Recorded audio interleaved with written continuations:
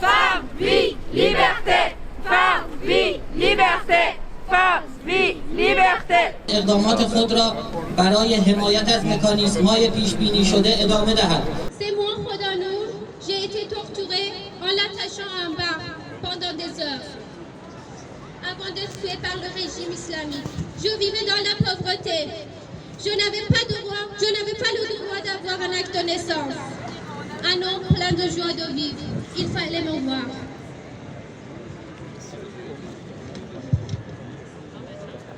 C'est moi, Nika Chakarami. Je voulais devenir une star. J'avais 16 ans. Je suis subtilement portée disparue le 20 septembre. Je suis finalement retrouvée morte 10 jours plus tard, dans des circonstances troublées. Femme, vie, liberté! Femme, vie, liberté.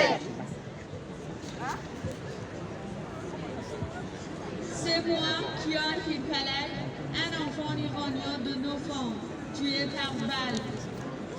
Au nom de Dieu de l'arc-en-ciel, j'ai construit un bateau pour le festival Jaber Ban Aya. J'avais envie d'être un ingénieur en robotique, mais j'ai tué par le gouvernement de République islamique de Iran.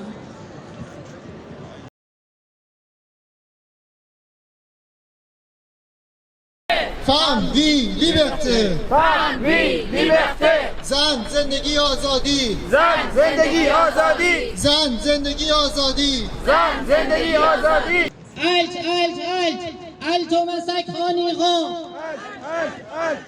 Halte au massacre en Iran.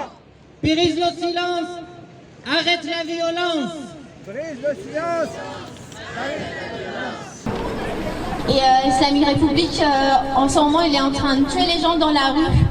Et s'il arrête les gens, enfin les manifestants dans la rue, après quelques jours, en fait, ils donnent peine de mort. Du coup, on a vraiment besoin de votre attention, de votre voix. Femme, vie, liberté. Femme, vie, liberté. Femme, vie, liberté. Je vous donne une liste de personnes qui sont en danger d'exécution. Mohammad Mehdi Karami, Ali Moazzami, de 20 ans. Behrad Ali Kenar, Reza Shaker, Jawad Zargaran, Mohammad Amin, Sayyed Mohammad Hosseini, Shayan Tarani, Mohammad Mohammadi, Aryan Farzan, Amir Mohammad Jafari, Amir Mehdi Shukrullahi, Toumaj Salehi, Anqapa. La France, pays de droit de l'homme, soit notre voix.